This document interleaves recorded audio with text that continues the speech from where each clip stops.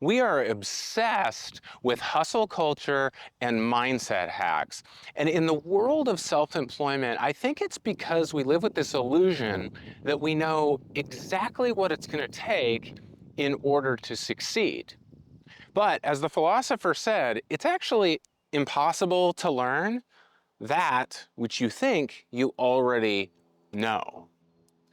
I'm going to show you a model that's going to keep you from needing to guess and instead allow you to conduct experiments, get real data on what works for you and your context. Hey, my name is Josh Friberg, and I am a conscious business coach for the self-employed. And what I'd like to share with you in this video is a system that we've been using for a bunch of my business clients, and they have found this so much faster at getting to results and getting to a flow of work and life that actually gets them what they're looking for, and not constantly looking for new shiny objects, new bells and whistles, not constantly wrestling with their own sense of doubt or anxiousness or guilt, but instead getting into fast action, finding out what works and doing more of it, finding out what doesn't work and stopping. And so I'd love to share this with you. If you would like more of these like field notes for the self-employed, please take a second to like this video and follow or subscribe. So let me share with you this key idea of running experiments. Now, the typical advice in small business ownership and in success culture and in productivity culture, right, is to pick some big, bold, audacious, new action that you're going to take. Commit to it for, 60 days or 6 months, something like that. And then just go hard, right? Get up earlier than everybody else, go to bed later than everybody else, and work every minute in between. But what I often find out when people do this is they haven't actually vetted the activity to make sure it fits with their life and lifestyle, right? If you're already at a level of success, you're doing pretty good. But to get to the next level, you're going to not be able to just work harder to get there. To be honest, that's a young person's game, right? Instead, what we want to do is work smarter on the things that are really effective. All right, so how do we do this? Rather than making some big, crazy commitment to some new action that may be unproven in our business or in our life, what I invite you to do is conduct an experiment. Now already you can hear and feel how different the idea of an experiment is, right? Because an experiment keeps us not in a posture of like certainty, I know exactly what's going to happen and what's going to work, but instead leaves us in a posture of curiosity, right? And when we're curious, we're able to take an action and then evaluate it from a bit of distance, right? It's no longer connected to our sense of identity, our sense of accomplishment. We can simply say with an experiment, hey, that worked, let's do that again, or that didn't work, let's stop doing it. So how do we do an experiment? Let's look to the world of science in this, since we're borrowing the language from them. The first thing I want to do is create a hypothesis. And I'll give you a couple different hypotheses from some clients that I work with. So one of my clients, Chrissy, amazing business, which she calls her cute little business, makes her really good money, serves the medical professionals that she works with really, really well, helping them actually get more money from the insurance providers of her patients with the same amount of work, simply through understanding the processes and the paperwork better. She also loves to be done working by 2:30 every day. And so she wanted to scale a little bit. She wants to serve more clients and yet still maintain that level of care that she gives to her doctor clients, as well as make sure she's done working by 2:30. It's been important for her and her family and their lifestyle. And so she wanted to commit to bringing in some new automation to her business, but didn't know how to do that. And so what we did was said, let's conduct an experiment over the next 2 weeks where you are going to, together with your team, learn these automations and just implement one or two of them, right? We have a hypothesis that if you implement one or two of these automations over the next 2 weeks, it's going to make a difference for you, or it won't, and you'll find that out very quickly, but you'll find it out without having to invest tens of thousands of dollars and hundreds of hours. Instead, we're going to start with something that we can get sort of get to market very quickly, that we can get into action, that we can implement on very quickly, and that if it's too big, if it doesn't work, we're going to cut it just as quickly. Right, and then I want to share with you. Actually, this one's come up so many times that it's almost on my checklist now when I bring on a new client, which is I've had several coaching clients where I ask them, what's one thing that's holding you back that you know that if you took action on it, it would make a difference.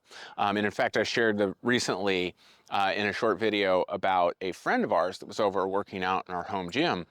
And he said what many of my small business coaching clients have said. He said, eating uh, eating in some way or form or fashion. For him, it was eating lunch during his workday. He had developed a habit and a pattern of eating first thing in the morning and then not eating actually throughout the entire workday, so he didn't eat until 3 o'clock.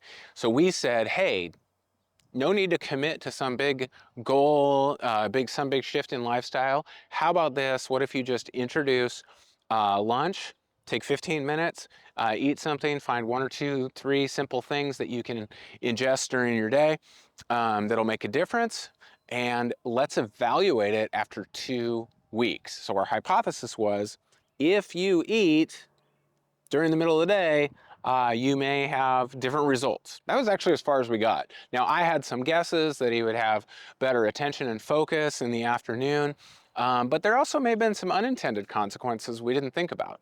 That's why we're going to keep this in the realm of experiment as we move forward.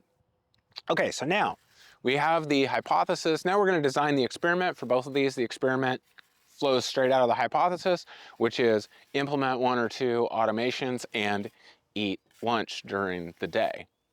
Now, the next part is really important, and I love this because it's going to help you move away from some of the uh, guilt we sometimes have when we try to do something new and it doesn't work.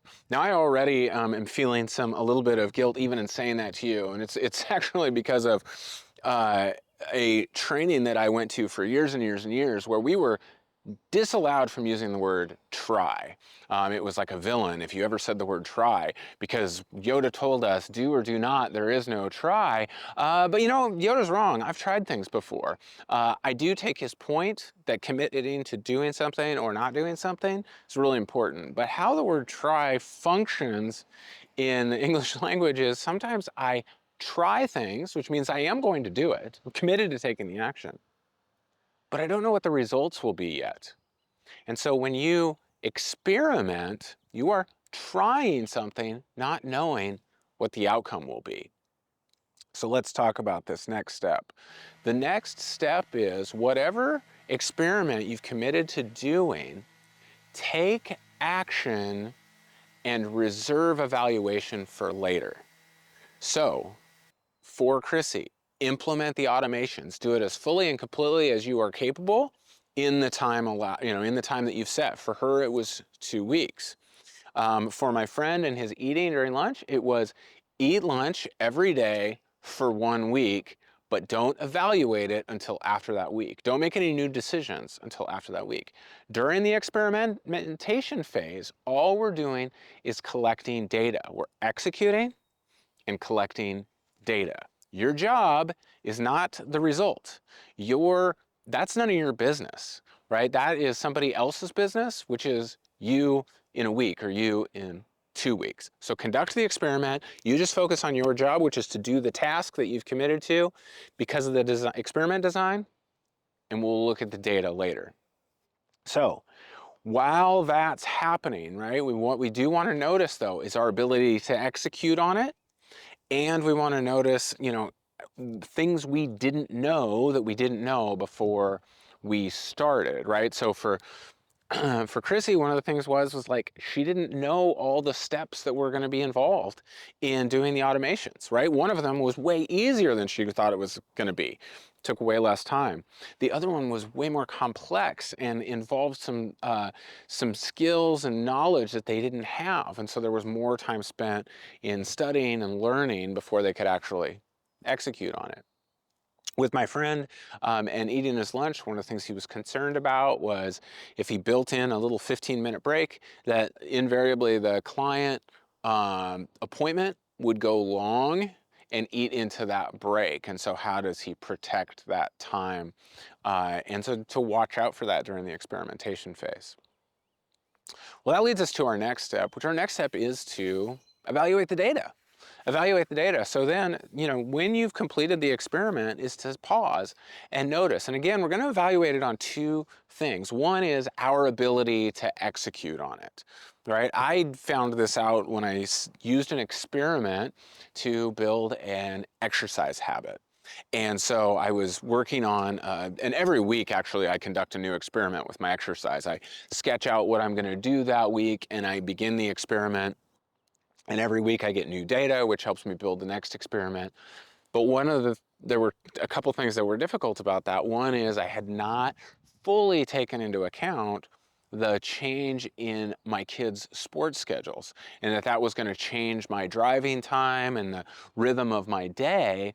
And so I would find that some weeks it would interrupt my intention for my workout. And so noticing your ability to execute on it is really important.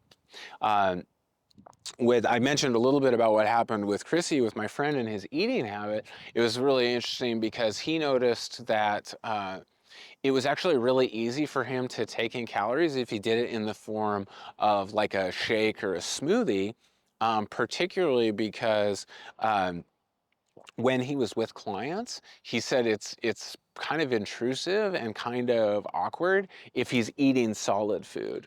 But if he's drinking something, he could actually fit some of that nutrition intake during appointments, and it was considered just as normal as drinking water. So from an execution perspective, he may have intended to eat solid food, but found that it was actually more convenient and easier on the execution side to take it in liquid form. So that's the first level we're going to evaluate. Can we execute on it? Is it something that is sustainable and makes sense for us? And a lot of times when you conduct an experiment, the first time you go through it, you're going to do it with just grit. You're going to do it with just toughness and go get 'em attitude, right? But take note, is that actually sustainable? Is that something you're going to want to continue to do? Or is it creating negative effects, unintended negative effects in other areas of your life that you didn't think about when you first started? The other way that you want to evaluate the data is you want to evaluate the results. Was this experiment effective in producing the results that you wanted? And, for Chrissy and her experiment of implementing these automations, she found that one of them was very effective. It was something they definitely wanted to include in. And another one wasn't getting them quite the results they wanted. The time cost on it was not very good. And so they abandoned that one right away. Now, for my friend with his nutrition, this was really fascinating. Actually, after just 2 or 3 days, he was texting me to tell me what impact he was already noticing, that his energy was a little bit better, he was a little bit sharper in his afternoon appointments, and he really liked it. When we met a full week after he had implemented this every day on his work schedule, he mentioned a result that he wasn't expecting, which was that he was making better food decisions when he got home in the afternoon. Maybe you've done this before, you skip lunch, you get home, and by 4 or 5 in the afternoon, you just want to eat half the refrigerator. He found that when he got home, he was making better food decisions and may have, simply by introducing a different timing of his nutrition, may have reduced his calories by 200 or 300 calories a day. And he was really happy about that, and also thought that he was just choosing better food. So same for you when you pick this experiment and you now evaluate the data. You want to evaluate, again, how you implement, how you execute, and the results of the activities that you're taking. And then this becomes the new step, which is to start the cycle over again and develop a new hypothesis, right? We want to update our information now that we have new data. This is sometimes so much easier and faster because it allows us to make decisions at greater speed. And it allows us to feel comfortable attempting a new behavior without having to feel like we have to commit to it, like we have to go sign a blood oath with somebody, like we have to create some sort of like negative consequence in order to implement on this new activity. Instead, we can say, hey, I'm going to do this for a week, see how it goes, and then reevaluate and see if it makes sense. It strips away a lot of the shame, guilt, and just, grit and stick-to-itiveness that is often required to do it in that old way. In this new way, we come at it with curiosity and interest, and it's really energizing to try something new and go, ooh, I wonder if this is going to work out, right? It becomes really fun. And when we miss, we don't say, hey, I failed. We say, my hypothesis maybe didn't work out. I didn't have enough information. Now I have better information in order to conduct a new experiment. I have found both for me in my life and also for so many of the self-employed business owners that I coach, that this gives them such a freedom that in fact Chrissy described as a discipline with gentleness, right? That it allows for discipline, that she is going to do activities. She's a very disciplined person by nature, but previously had driven it with guilt or fear or any of those other negative emotions. Instead, this is discipline with gentleness that led her to a place of new freedom and being able to choose great activities and behaviors that really serve her and her business. Hey, please be sure to follow along, and in the meantime, be more productive at work and more present at home by trying experiments.